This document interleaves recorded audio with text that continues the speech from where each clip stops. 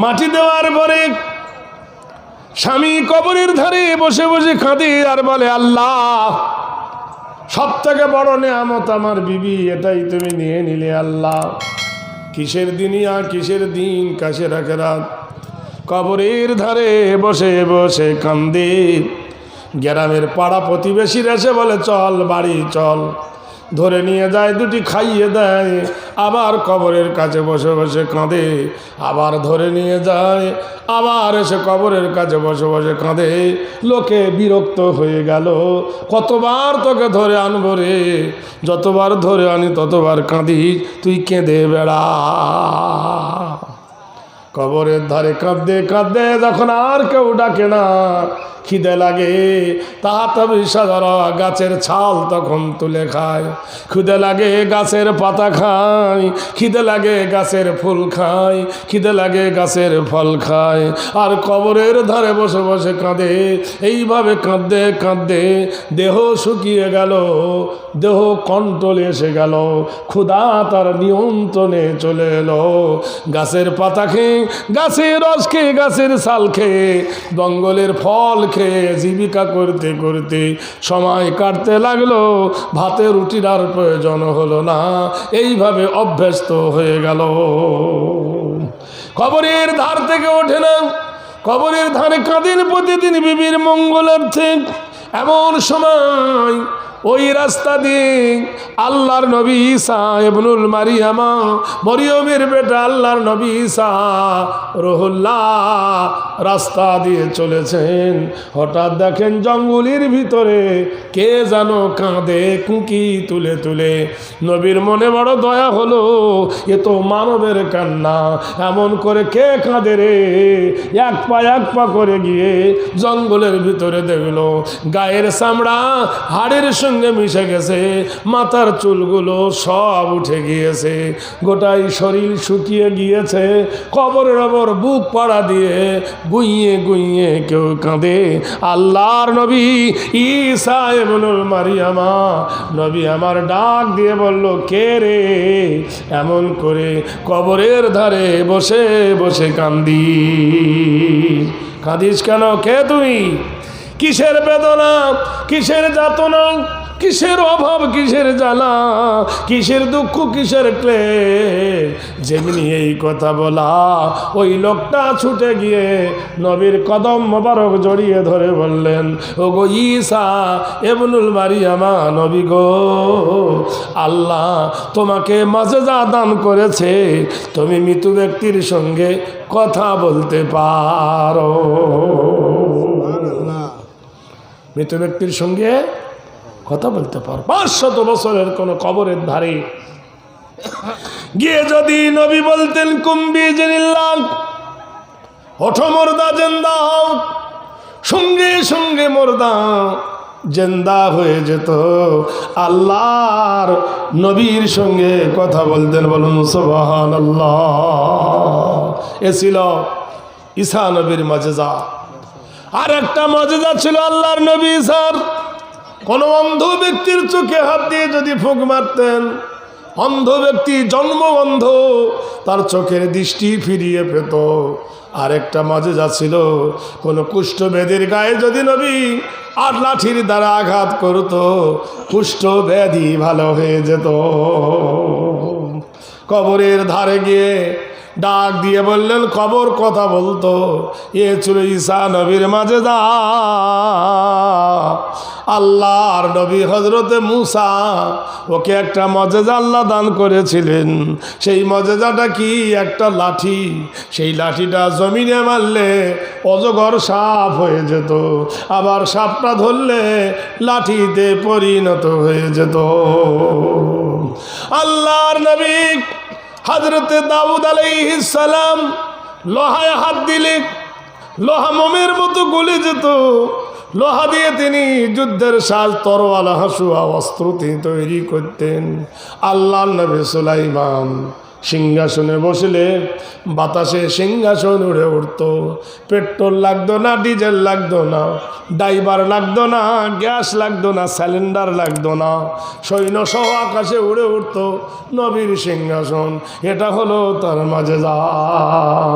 হযরত দাউদ নবী, আইয়ুব নবী, মুসা নবী, ঈসা নবী, ইব্রাহিম নবী, সুলাইমান নবী, সবার মজেজা এক জায়গায় করলে যতটা হবে তার থেকে 1000 গুণ মজেজা আমার নবীকে আল্লাহ দান করেছিলেন। বলুন সুবহানাল্লাহ। তার মধ্যে মুসা নবী মরে গেল, মুসা নবীর মজেজা শেষ হলো। দাউদ নবী মরে গেল, দাউদ নবীর মুসা শেষ, মজেজা শেষ হয়ে গেল। সুলাইমান নবীর মরে গেল, মজেজা শেষ হয়ে গেল। কিন্তু আমার নবী চলে গিয়েছে, নবীর মজেজা শেষ হয়নি। আল্লাহর নবীর মজেজা হলো আল্লাহর কোরআন। কোরআন কথা বলতে পারে, কোরআন জবাব দিতে পারে। সারা পৃথিবী লেগেছে কোরআন নষ্ট করো। জোরে বলুন নারায়ে তাকবীর, জোরে বলুন নারায়ে তাকবীর। প্রথম কোরআন যে নষ্ট করতে চেয়েছিল তার নাম হলো আকবর। কি নাম? জালালউদ্দিন আকবর। সে বলে দিল কি দিন ইলাহি, দিন মোহাম্মদ নয়, দিন ইলাহি। তার দিনের নাম হলো দিন ইলাহি। তিনি করলো কি, কোরআনটা কাপড় দিয়ে, গামছা দিয়ে কুকুরের গলায় একদল ব্যক্তিরা ঝুলিয়ে দিল। জিজ্ঞেস করলো তার মা, হ্যারে বেটা আকবর, কুকুরদের গলায় কোরআন ঝুলিয়ে দিয়েছে, এটা যে ধর্ম কিতাব। আকবর হাসতে হাসতে বললো, হা হা হা, মা, হিংসার দ্বারা হিংসাকে যায় না করা যায়, মন্ত্র বলে করলে পরে নইলে পরা যায়। ভালোবাসার মানব কুলে যে করেছে যায়, চিরজীবন ধরা তলে সেই অমর। তার নাম দিল কি? মহামতি। তার সেই আন্দোলন রুখতে গেল মুজাদ্দিদ আল-ফিসানি রহমতুল্লাহ আলাইহি। আকবর সম্রাট থেকে গ্রেফতার করল, তার সঙ্গের সাথীদেরকে শুল দণ্ড দিল। তাই বলে কোরআনের দাওয়াত মিছিয়ে দিতে পারেনি। জোরে বলুন নারায়ে তাকবীর। এই ভারতের পাঞ্জাবে জন্ম নিল গুরুদাসপুরে। নাম হলো চেরাগ বিবির বেটা, নাম হলো গোলাম আহমদ কাদিয়ানি। গোলাম আহমদ কাদিয়ানি কোরআনের বিরুদ্ধে বিদ্যাচরণ চালালো। তাই বলে কোরআন মিটিয়ে দিতে পারেনি সালমান রশদি। ভারতবর্ষের মাটিতে সুপ্রিম কোর্টে কোরআনের বিরুদ্ধে মামলা দায়ের করল। তাই বলে কোরআন মিটিয়ে দিতে পারেনি। বাংলাদেশের একজন নর্তকী হিজড়া, তার নাম হলো তাসলিমা নাসরিন। হিজড়া,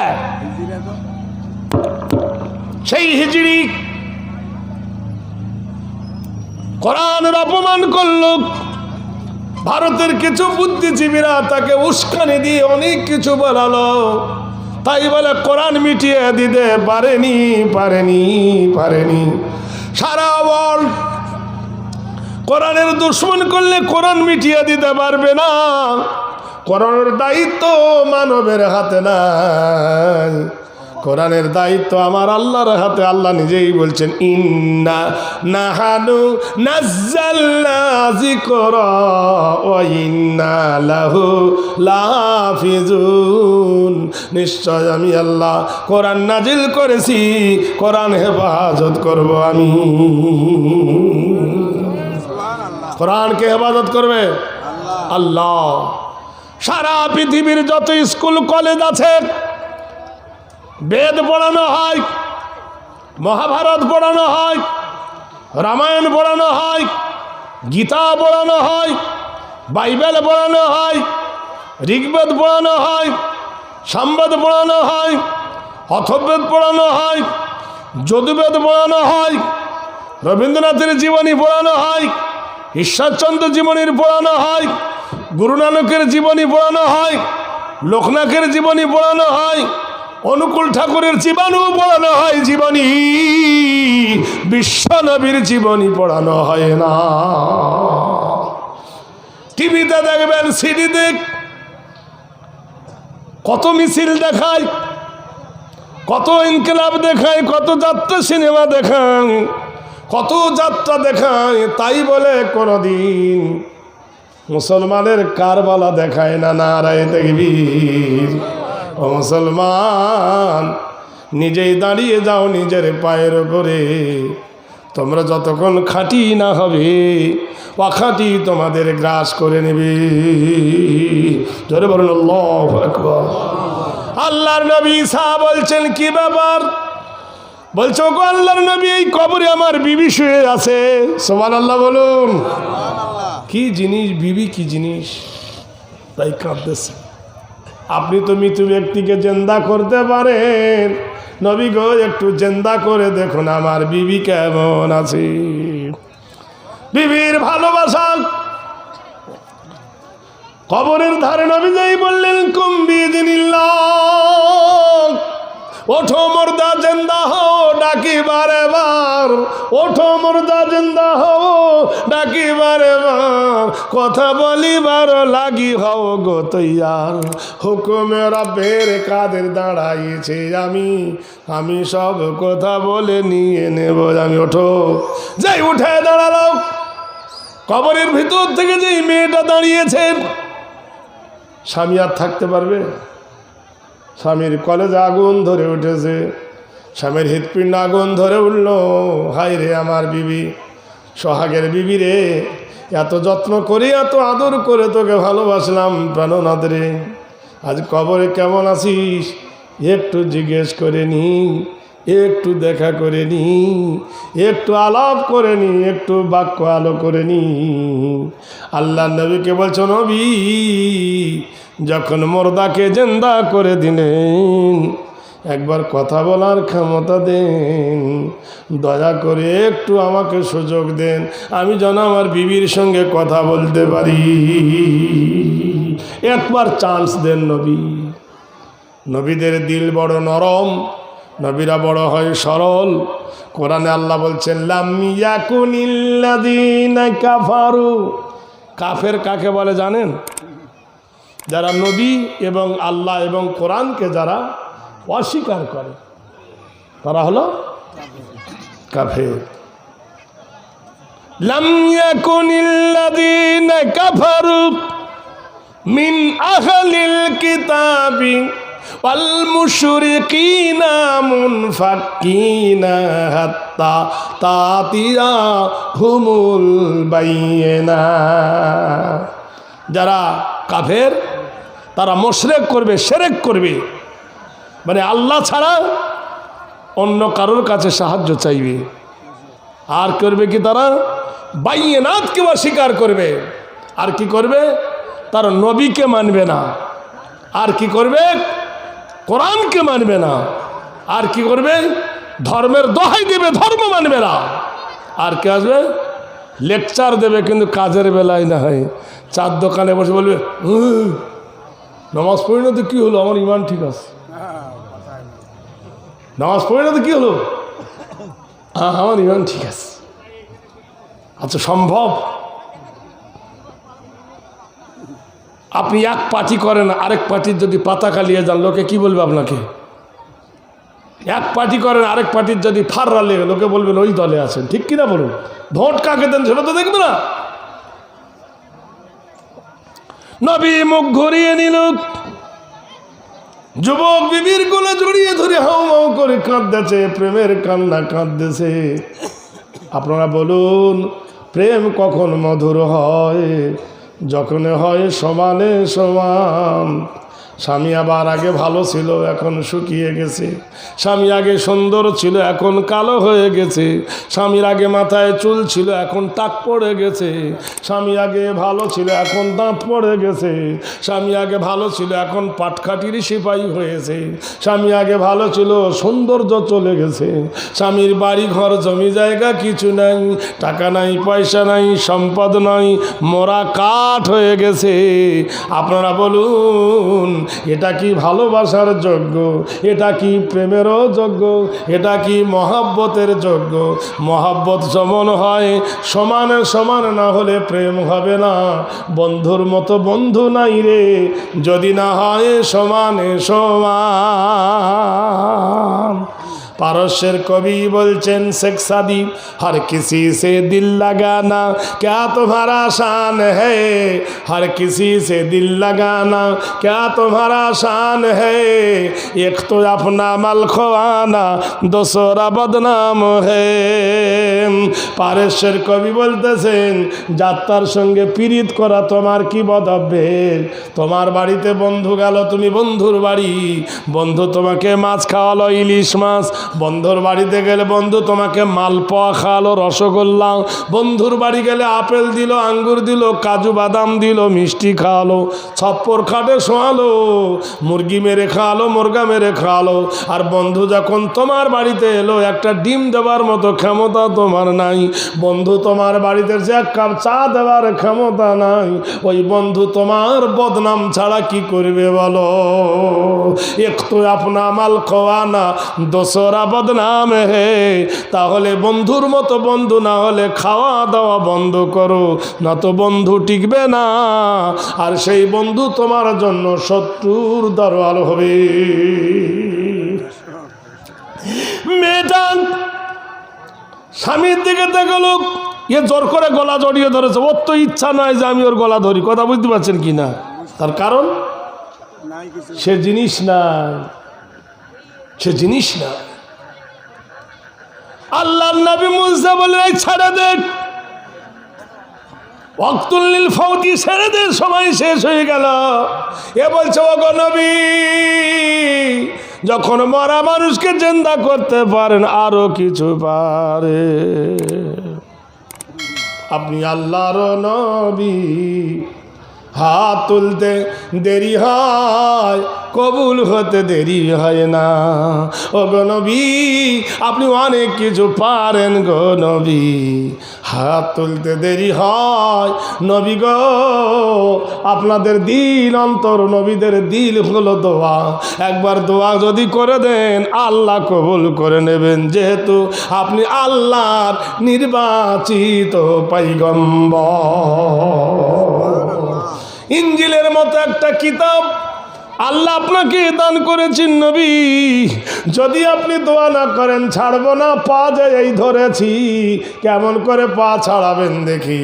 নবী বলছেন, কি করতে চাস? বলে, আমার বিবি জানো আর মরে না, সেই ব্যবস্থা করুন। পাগলা কোথাকার, এত কান্নাকাটি করলি, মরা মানুষ জিন্দা হলো, আবার কেন তুই ফেতাং বাদালি? এ বলছে, নবী, আপনি যখন চিন্তা করতে পেরেছেন, কিরু আছো করে পেতে পারেন, একটু দয়া করুন গো আল্লাহর নবী। আল্লাহর নবী বলছেন, ওরে পাগল, ওর যে হায়াত নাই, ওর হায়াত শেষ হয়ে গেছে। এ বলছে, ওগো নবী, ওর হায়াত শেষ হয়েছে, আমার তো হয়নি। সুবহানাল্লাহ। ওর হয়েছে, আমার তো হয়নি। বলে, কি করবি? বলে, ধার দেবো। কি দেবো? ধার দেবো। বোকায় কি চাল ডাল পেয়েছিস? এ কি টাকা পেয়েছিস? হায়াত ধার দিবি, ট্রান্সফার করবি? বলো, আল্লাহর নবী, দোয়া করো। আপনি দোয়া করলে সবই হয়ে যায়। আল্লাহ রহমান রহিম, জগৎ বিধাতা প্রতিপালক সব করতে পারে। আমার আল্লাহ বলেন ফায়াগফিরু লিমান ইয়াশা ওয়া ইউআযযিবু মান ইয়াশা আল্লাহু আলা কুল্লি শাইইন কাদির। আমি আল্লাহ যাকে ইচ্ছা তাকে ইজ্জতের সিংহাসনে বসাতে পারি। আমি আল্লাহ যাকে ইচ্ছা তাকে বেইজ্জতি করে দিতে পারি। আমি আল্লাহ কাউকে বাদশাহী দিতে পারি। আমি আল্লাহ কাকে বাদশাহী কেড়ে নিতে পারি। নারায়ে তাকবীর। এই ভারতে একজন এলো, আমেরিকার একজন সরকার, আমেরিকার একজন প্রেসিডেন্ট হেলিকপ্টার করে এলো ভারতের মাটিতে। তার আয়োজনে 200 কোটি টাকা খরচ হলো। নাম হলো ট্রাম্প। কি নাম? ট্রাম্প গাড়ি এসেছিল। ভারতের সরকার তার জন্য 200 কোটি টাকা করলো ইন্তজাম, মেহমান। যাবার সময় ভারতের সরকার মনে করেছিল বোধহয় কিছু দেবে, শব্দ হলো কিন্তু পেট ভরল না। তার নাম কি? কেউ যদি ভোগ করে পাঁদে কানে আওয়াজ আসে কি না? পেট ভরে কি? যাবার সময় পেতে দিয়ে গেল, ভারতকে 4 আনা পয়সা দিল না। 200 কোটি তার পিছনে ঢাললো। ওই 200 কোটি টাকা যদি ভারতের গরিবদের মধ্যে দিত, গরিবরা প্রাণ ভরে 2 মুঠো ভাত খেয়ে জীবন ধারণ করতো। নারায়ে তাকবীর। আমেরিকায় গেল, যাওয়ার পরে বিচার হলো, বিচারে ভোটে ফেল করলো। এখন তার আর হেলিকপ্টার দূরের কথা, একটা ট্যাক্সি তার জোটে না। আল্লাহ পাক রব্বুল আলামিন বলছেন, আমি হলাম মালিক, মা মালিকাল মুলকে তুতিল মুলকা। আমি হলাম মুলকের বাদশাহী। কত বাদশাকে আমি ফকির বানাইছি, আর কত ফকিরকে আমি আল্লাহ আমিরে পরিণত করে দিয়েছি। রাতের গভীরে হযরতে খাদিজাতুল কুবরা রাদিয়াল্লাহু তাআলা আনহা, সুবহানাল্লাহ বলুন একবার জোরে, লিল্লাহি আকবার। নবী আমার তায়েফের মাঠ থেকে এসেছে। তায়েফের মাঠ থেকে নবী এনেছেন, গোটাই জামাতে রক্ত, গোটাই জামায় রক্ত লাল। নবীর 4টে মেয়ে ছিল, আপনারা তো জানেন, জয়নাব, কুলসুম, রোকেয়া, ফাতেমা। 3টে বেটা ছিল, 3টা বেটা বাচ্চাতে মারা গিয়েছিল। একটা বেটার নাম হলো ইব্রাহিম, একটা বেটার নাম হলো তৈয়েব, আর একটা বেটার নাম হলো তাহের। 3 বেটা চলে গেছে। রাসূলুল্লাহর এই দৃশ্য দেখে হযরতে মা যায়েনব আউমাউ করে কাঁদতে লাগলো। রোকেয়া কাঁদে, কুলসুম কাঁদে।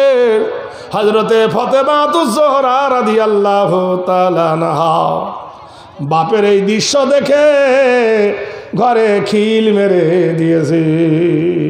একা নবী জানলার ধারে দাঁড়িয়ে বলছে, মা ফাতেমা রে, ও মা ফাতেমা, ঘরে দৌড় দিলি কেন মারে?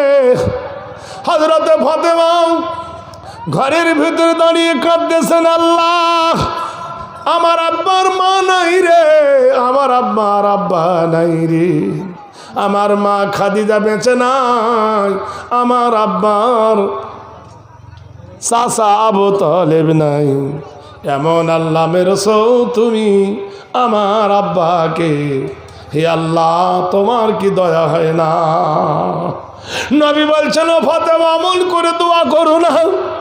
ফাতেমা কেন্দে বলে, আব্বা তোমার আব্বাকে তুমি দেখো নাই, তাই আব্বা কি জিনিস তুমি জানো না?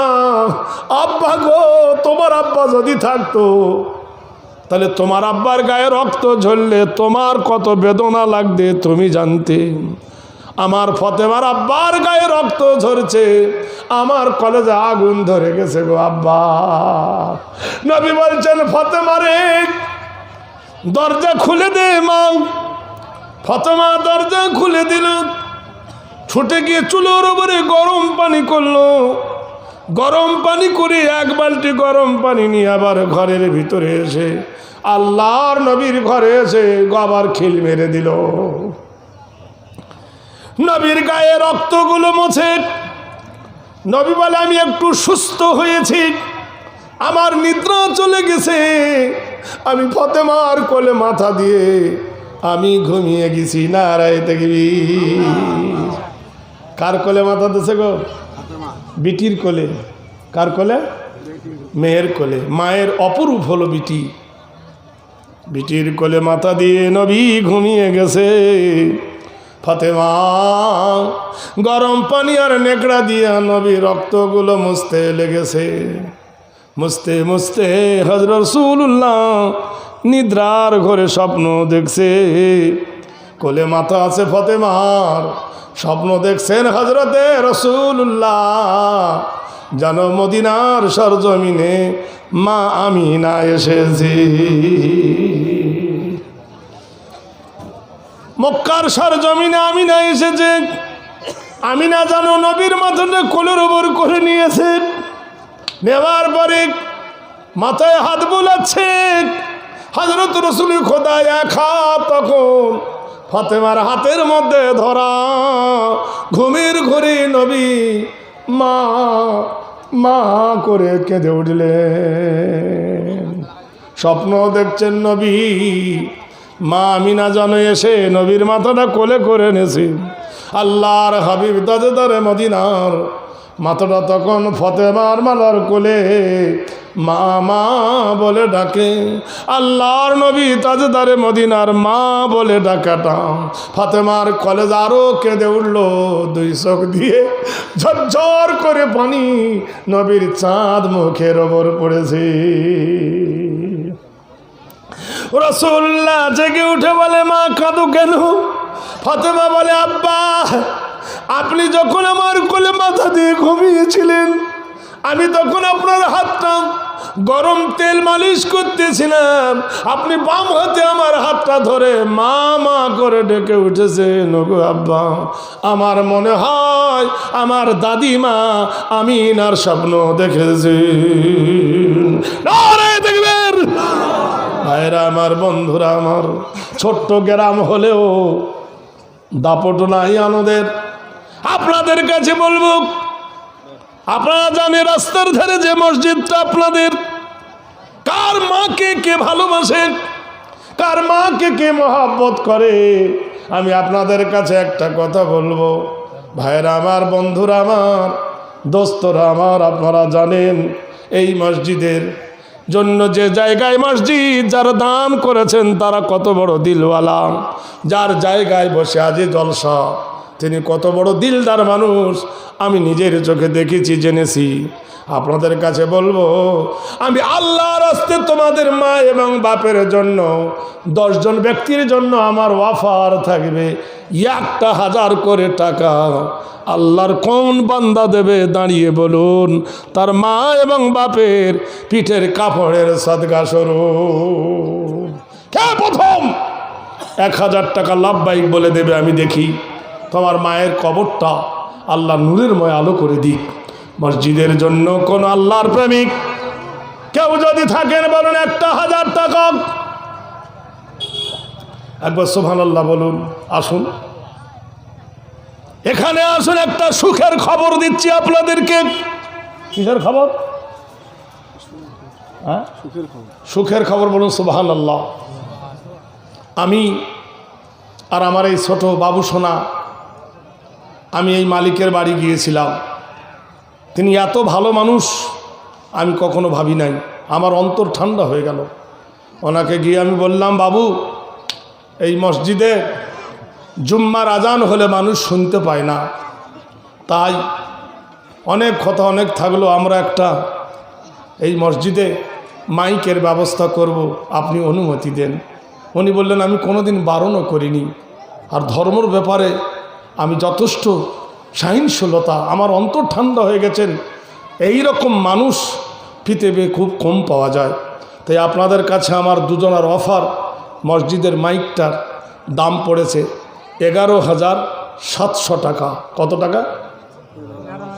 11,700 টাকা।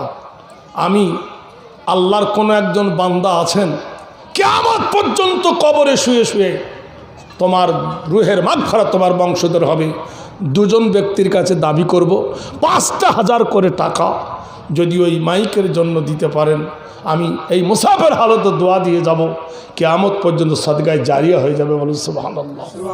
কোন আল্লাহর প্রেমিক তার বৃদ্ধ মাতা এবং পিতার জন্য হাত তুলে বলতে পারেন যে আমি 5,000 টাকা মাইক ভাড়া বাবদ দেব। মাইক কেনা হয়েছে, আমি নিজেই গিয়েছিলাম, আর আপনাদের কাছে আমার দাবি থাকলো, কোন আল্লাহর প্রেমিক দেবেন? এক যা আল্লাহওয়ালা এখানে আসুন, একটু মুসাফা করি। জোরে বলুন নারায়ে তাকবীর। একজনে দিতে পারেন, দুজনে। গত বছর এখানে আমাকে আপনারা অপমান করেননি, আমার ভাই। আমরা দুই ভাই মিলে দিব। কই দুই ভাই কই? এখানে আসেন একটু দেখি। নারায়ে তাকবীর বলেন, সুবহানাল্লাহ বলুন। বিশ্বাস করেন, আমার বাড়ির গেছেন, এই জায়গায় রেজাউল সাহেব, রেয়াজুল সাহেব গেছেন। আমার পাড়াটা অর্ধেক ব্রাহ্মণ আর ঘোষ পাড়া, তাদের সাথে আমার এমন পুন্তর হাটে একটা মসজিদ আছে, অর্ধেক হিন্দু ভাই আর অর্ধেক মুসলমান মেনে ওই মসজিদ তৈরি করেছি। কত অনেকজন ওখানকার প্রতিষ্ঠান তৈরি হয়েছে। আমার বন্ধু এরা দুই ভাই মিলে। এখন দেবেন তো?